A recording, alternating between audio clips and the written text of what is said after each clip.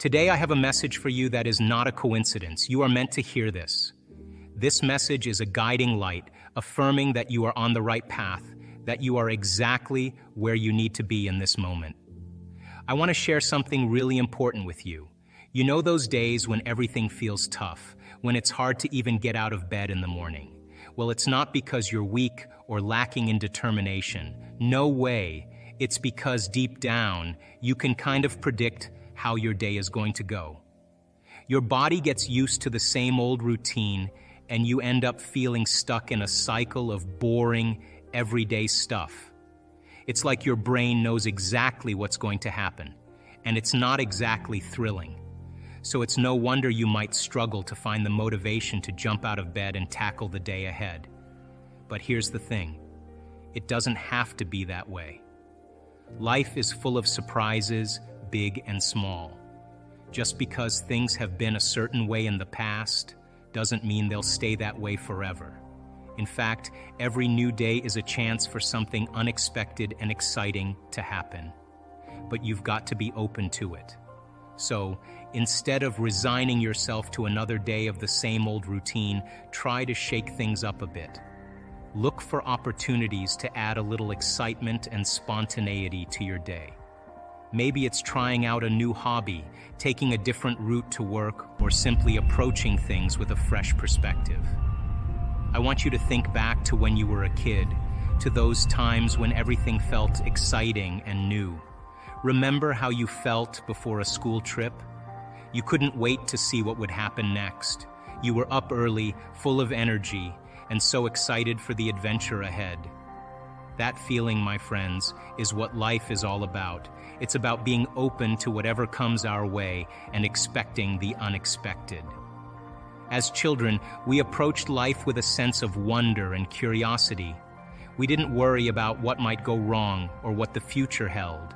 Instead, we embraced each moment with enthusiasm and excitement. And you know what? We can still do that as adults. Life is full of surprises, both big and small. Sometimes things don't go according to plan, and that's okay. In fact, it's often those unexpected moments that lead to the greatest adventures and discoveries. So why not approach each day with the same sense of anticipation and wonder that we had as kids? When we start thinking this way, something different starts happening in our lives. We begin to see how strong we really are. That's why I encourage you to take a moment every morning, every evening, and even during the day to think about how you're feeling. Ask yourself, are you still feeling hopeful and open to possibilities?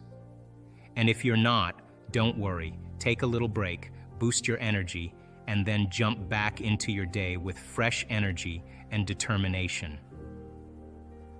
You see, it's all about keeping that positive energy flowing. When we're feeling hopeful and excited about what's possible, amazing things can happen. But sometimes we can lose sight of that energy, especially when life gets busy or challenging. That's why it's so important to check in with ourselves regularly and make sure we're still in that zone of possibility. Understand this. When you finish a meditation, it's not enough to simply get up feeling the same way as you sat down. No, true transformation occurs when you rise with an elevated sense of self, with your heart swollen with possibility and a clear vision of your future. When you're in that special state, something amazing happens. It's like you're sending out a completely different energy into the world. Imagine your thoughts as sparks of electricity and your feelings as magnets pulling things towards you. Together, they create a powerful force that shapes what happens next in your life. But here's the important part. You need to take some time to look inward. You need to disconnect from the busyness of the outside world and focus on what's happening inside you. It's like turning down the volume on all the noise around you so you can hear your own thoughts and feelings more clearly. When you do this, something incredible occurs. You stop reacting emotionally to the same old things that used to bother you. You rise above the struggles of your past and step into a whole new reality, one that you create for yourself. Imagine it like this. You're standing on a bridge between your past and your future. On one side is all the stuff that's happened to you before, all the good and the bad, the joys and the sorrows. And on the other side is a blank canvas, just waiting for you to paint your own picture. When you disconnect from the outer world and focus on your inner world, you're taking a step onto that bridge. You're leaving behind the old and stepping into the new. And with each step, you're creating a reality that's uniquely yours. It's not always easy to do this. There are so many distractions pulling us in different directions. But when you make the effort to go within, you'll find that it gets easier over time. You'll become more attuned to your own thoughts and feelings, and you'll start to see the world in a whole new light. When my life is going through changes, or when I'm working hard to achieve something important, I follow a routine. Every morning I wake up early, even before the sun rises, because that time belongs to me. I believe in taking care of myself because I know that by doing so, I'm investing in my future. During the evening, when the day is winding down, I take a moment to look back on how my day went. I ask myself questions like, did I do well today? Where did I stumble? What can I do differently next time? These moments of reflection are really important to me. It's like I'm taking a step back to look at the bigger picture. By thinking about my day and what I could have done better, I'm actually rewiring my brain. I'm creating new pathways that will help me be better tomorrow. When I wake up early in the morning, it's not just about getting out of bed. It's about taking control of my day right from the start. It's about setting the tone for how I want the rest of my day to go. And by investing in myself during those quiet hours, I'm setting myself up for success in the future. As I reflect on my day in the evening, I'm not being hard on myself. I'm not dwelling on my mistakes. Instead, I'm looking at them as opportunities to learn and grow. Every stumble is a chance for me to become stronger and wiser. And by coming up with a new plan for the next day, I'm actively shaping my future. It's really important to realize just how powerful intention can be. When you ask yourself a question that doesn't have a specific answer, something amazing happens. Your brain's creative center kicks into gear, bringing together all sorts of different bits of information to form a brand new idea or vision. When you add emotion to that vision, something magical happens. It's like you're giving your intention a big burst of energy, bringing it to life in a whole new way. I want you to know that it is not a coincidence that you are hearing this message. You are meant to hear it, embrace it, embody it, and let it guide you towards a future of infinite possibility. When you feel differently inside of you, you pay attention to whoever or whatever caused that. And that event in and of itself is called a memory. To wait for our environment to give us relief, the quantum model of reality is about cause and effect, which means when you feel whole, you begin to heal. When you feel empowered, you're going to be successful. When you're worthy enough, you'll feel abundant. When you're in love with life and in love with yourself, you will find an equal, or it will find you. And when you are in awe of the moment, the mystical is going to bless you in a way that you never anticipated. And when you are in a state of gratitude, your job is on the way. That's causing an effect. And by the way, what is the emotional signature of gratitude? Don't you give thanks when you get something or you receive something? So then, what if you were to begin to give thanks or feel thanks before it manifested? Would your body, as the unconscious mind, believe it's in the future experience, in the present moment? Because gratitude is the ultimate state of receivership. And so we don't pray in our work to have our prayers answered. We get up as if our prayers are already answered. It is that state of mind and body that I know that requires a clear intention and an elevated emotion. And the clear intention is an act of the mind and the brain. And an elevated emotion is when you open your heart. When you combine those two elements, you just move from living in your past to living in your future. So then, here's the question. Can you believe in a future that you can't see or experience with your senses yet? but you've thought about enough times in your mind that your brain is literally changed to look like the experience has already occurred? And can you fall in love with a future potential that already exists in the quantum field? And how many potentials exist in the quantum field? Infinite potentials in the quantum field. Can you select a new potential in the quantum field and emotionally embrace that future reality before it's made manifest to such degree that your body, as the unconscious mind, is believing it's living in that future reality in the present moment, and you're signaling new genes and new ways? If there's physical evidence in your brain and body to look like the experience has already happened, there's evidence there physically.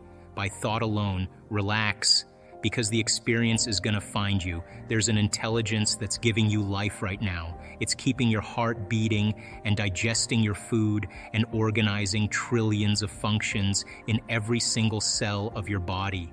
It's organizing mutations in your DNA. There's some invisible force that's giving you life.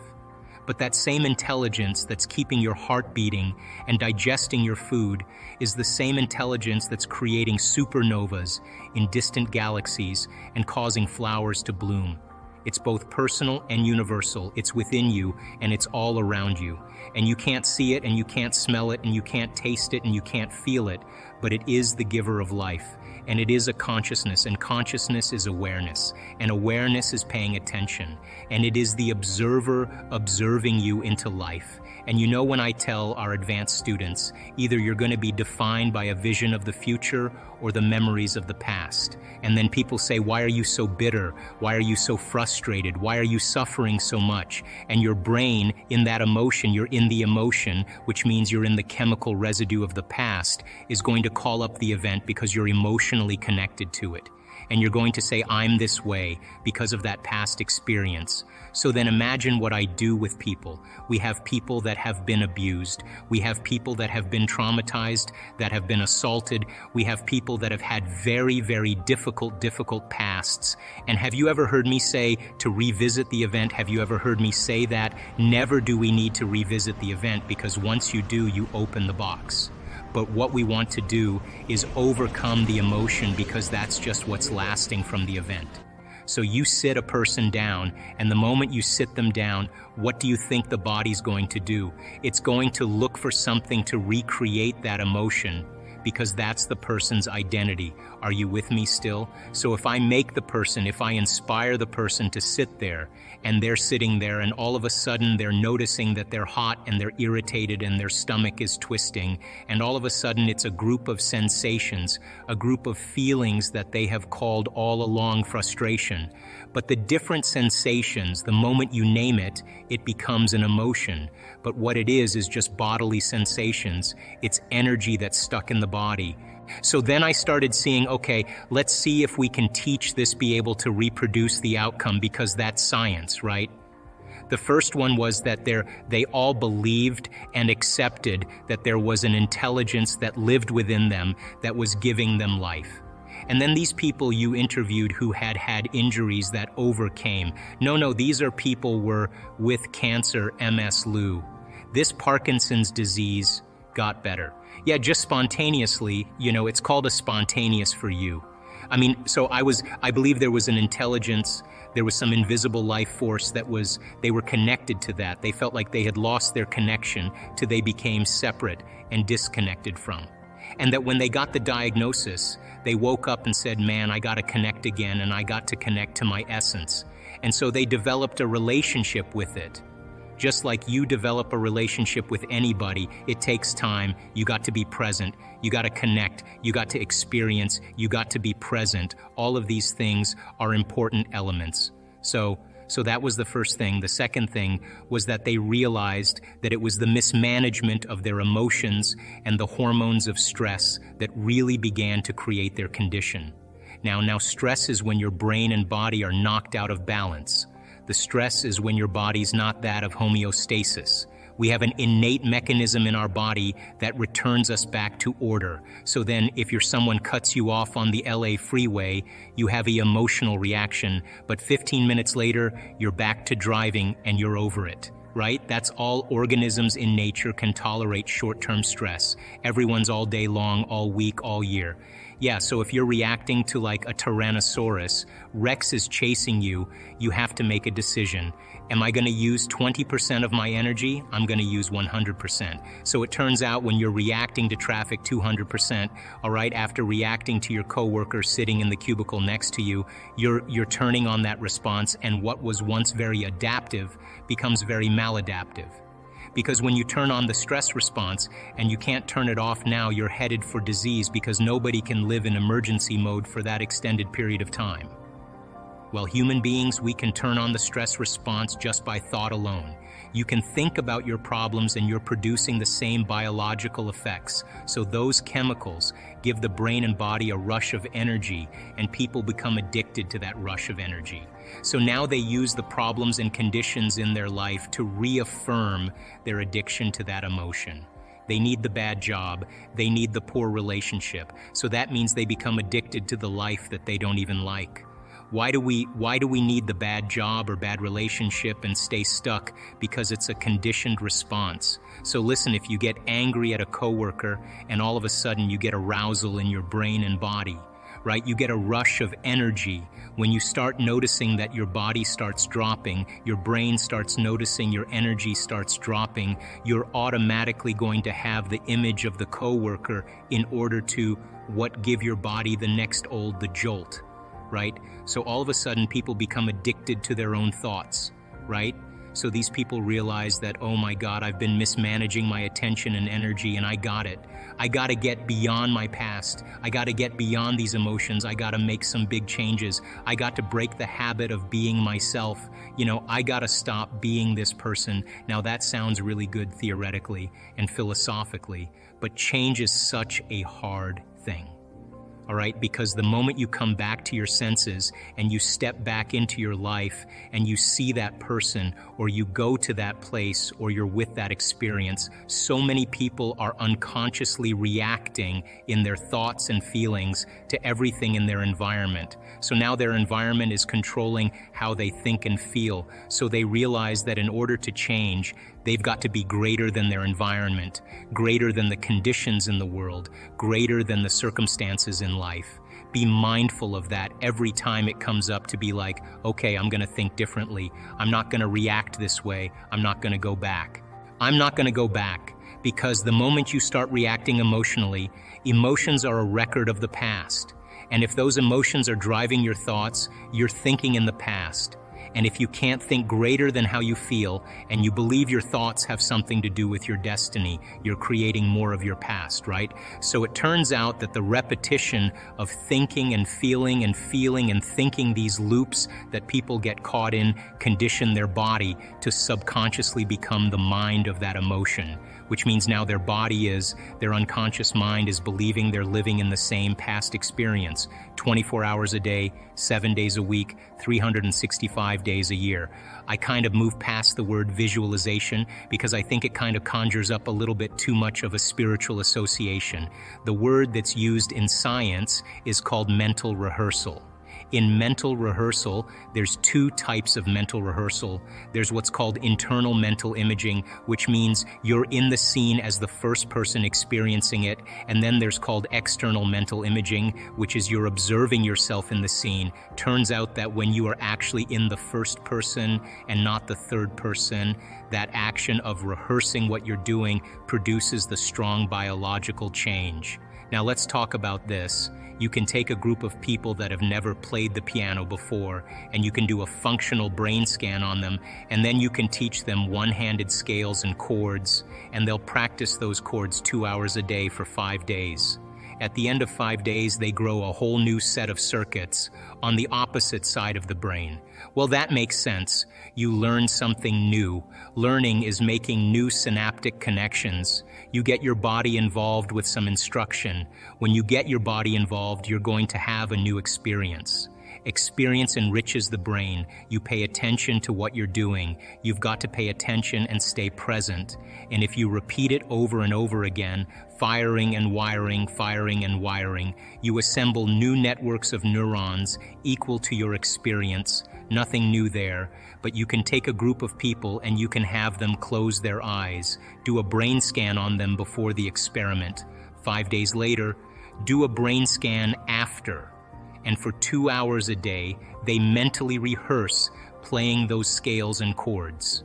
At the end of 5 days, they grow the same amount of circuits in their brain as the people actually physically doing the exercise. So what's the relevance? Number one, when you're truly focused and you're truly paying attention, your brain does not know the difference between what's going on out there and what's going on in here. So the thought becomes the experience, and the brain looks like it's been playing the piano for the last 5 days, but they never lift a finger.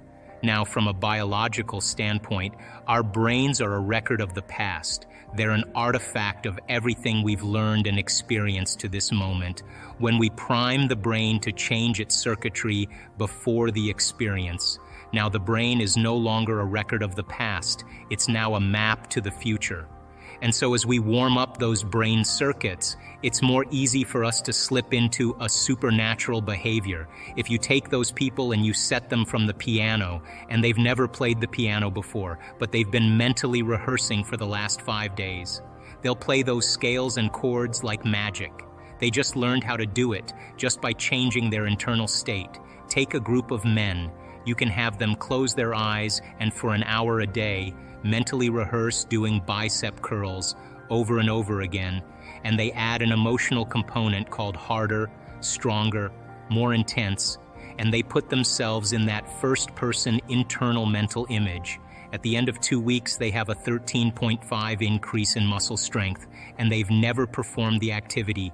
Not only is the brain changed to look like the experience has already occurred, now the body has changed by thought alone. The body looks like it's been working out for the last 2 weeks.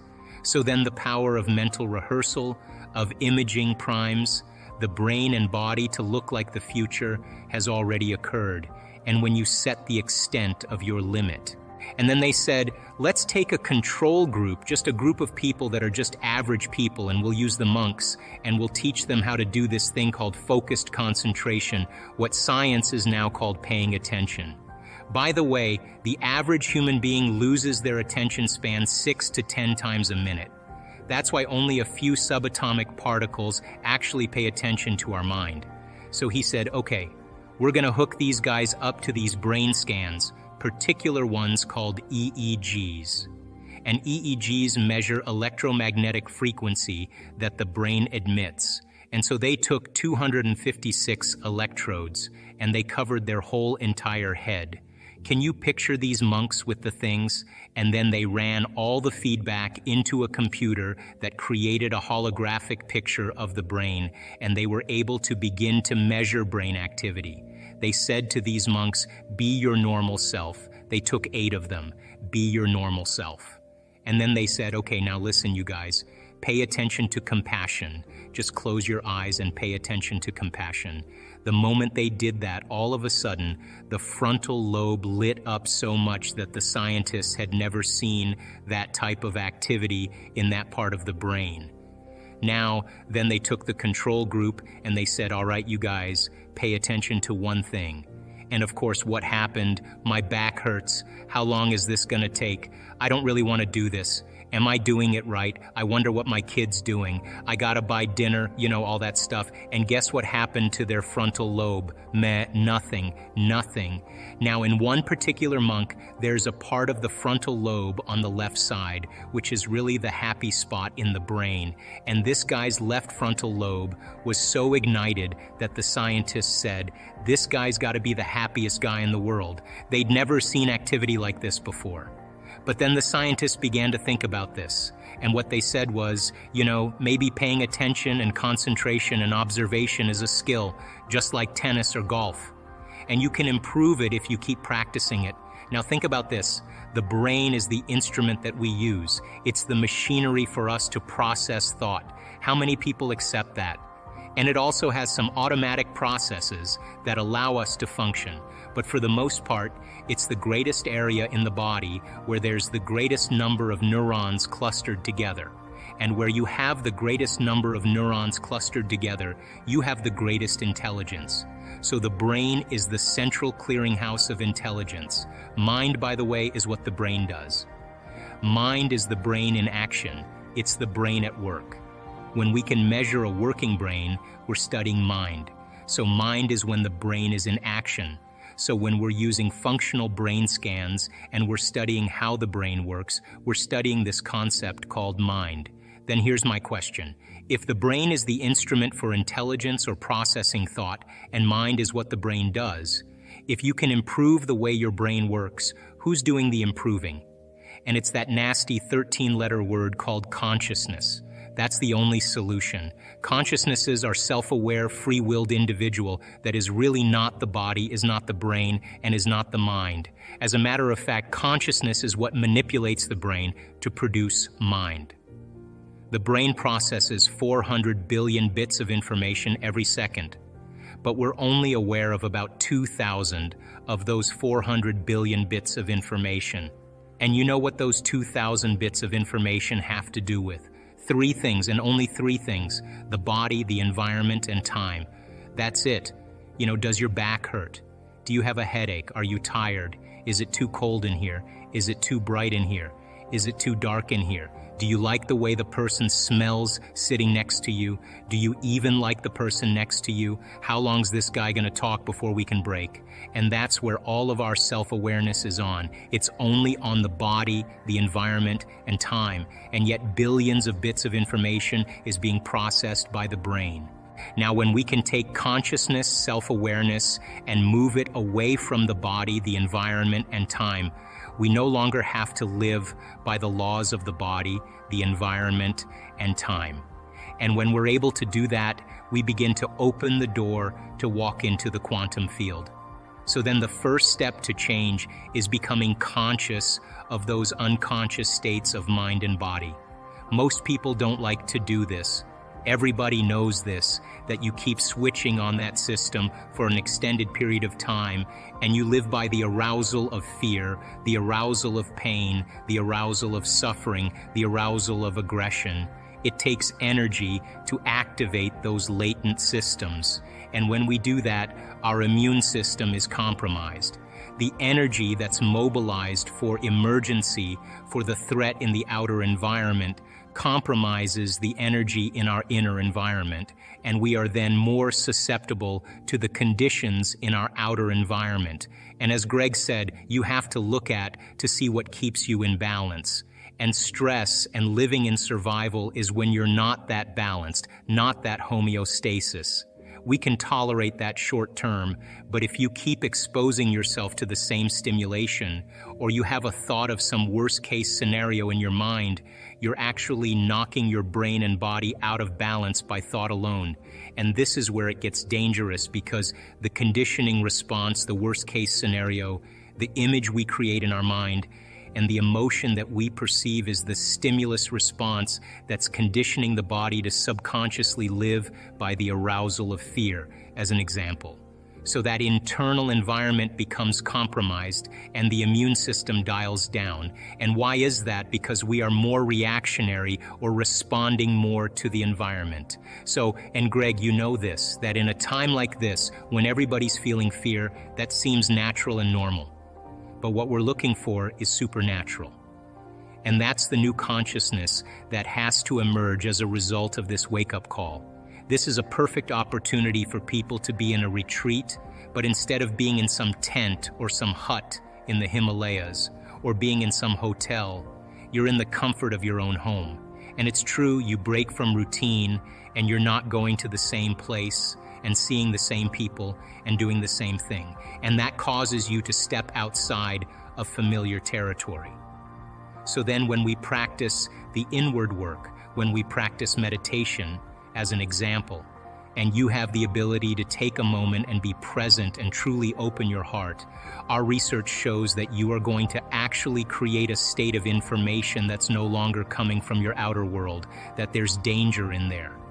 But when you start falling into the present moment and opening your heart, your immune system in 4 days can strengthen by 50%. Now, I know most people will say, I don't really want to do it now, it's just too hard. No, no, no, this is the time. This is the time that we've been practicing for. This is the time where it matters the most.